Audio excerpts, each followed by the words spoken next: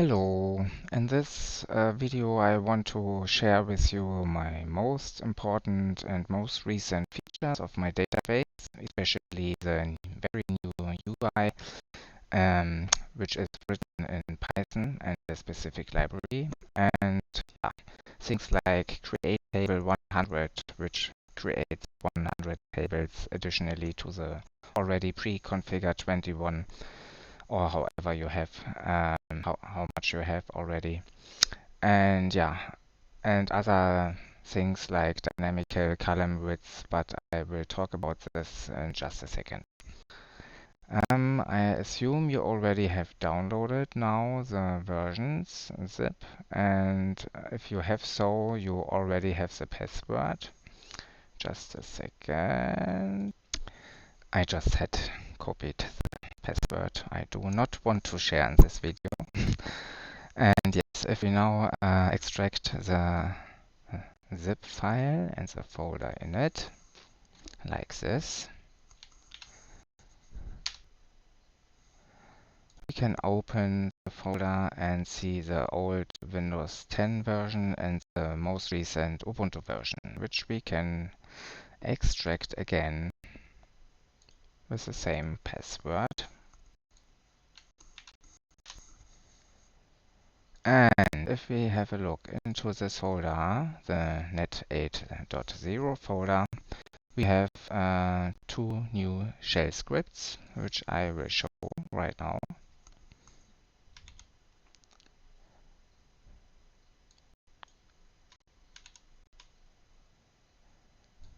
And if we, for example, list all scripts, we can make them executable.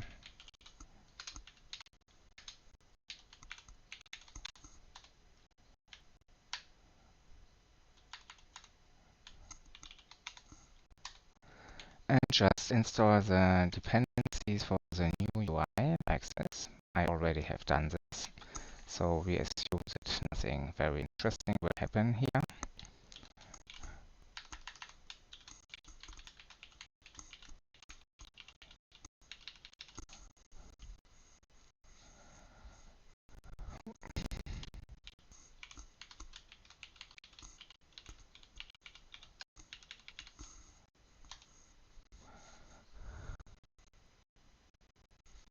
And it just installs, do a little apt update, installs, is installing Python 3 if you do not already have it, and Python 6, which is the library I use to make my new UI.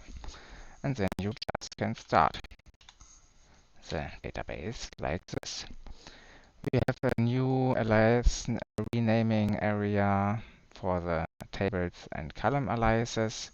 We have a little SQL editing field or text area where you can edit SQLs or copy paste snippets like this.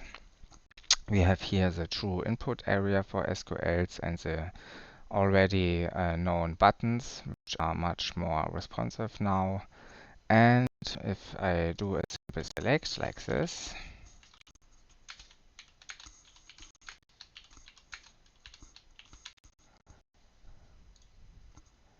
we see the start and end time and that the columns now are resizing depending on the width of the most widest value in this column. The scroll bars are much more comfortable and are scrolling smoother. And, which is one of the most key features which I have implemented now, we are not limited to 20 tables anymore. That means if you, for example, have a look here into the folder, we only have 20 tables pre-configured now for disk space reasons.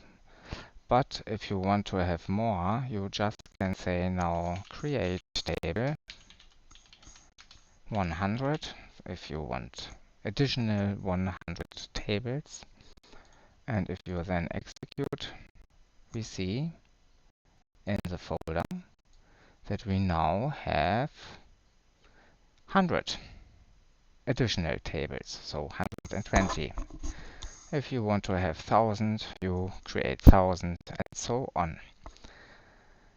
The only thing I have to still have to implement is that I have to think about how I handle 100 or 1000 alias names in the UI. Yeah, the renaming functionality is given, but in the UI you only can rename the first 20 tables. But if you just do the SQLs with system names like T1 or T2 or T324, then everything is working as expected. So from terminal or command line level.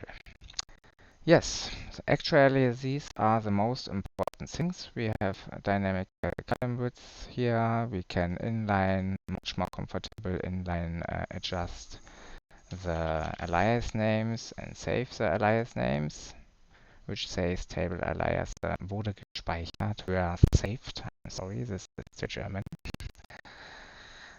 And yes, actually these are the most important features, much more comfortable for the UI. Dynamic column width, not limited to 20 tables anymore. And yeah, you have a little back area here where the log file is analyzed and the output, the interesting one, is given here. I think about just giving the option to show or not show SQL statements of SQL files, which then are highlighted in green or blue. Let's see. And yes, so an arbitrary amount of tables now is possible. And in addition, the bulk statement can be done with force at the end now, before the end or EOS statement part, and then the foreign key, if created beforehand, can be bypassed. Yeah. Actually, that's all I want to show for now. I will give additional videos for loading SQL, executing SQL, but that in another video. I hope you like what you see. Don't forget to give a like and or a subscription. And if you are interested in my database, please visit me on my webpage. I have a new web address now. It's FODB-Database.com and not like before .dnsuser.de. The address is still valid, but the certificate already have changed to the new URL. So please visit my page under FODB-database.com. Thank you very much.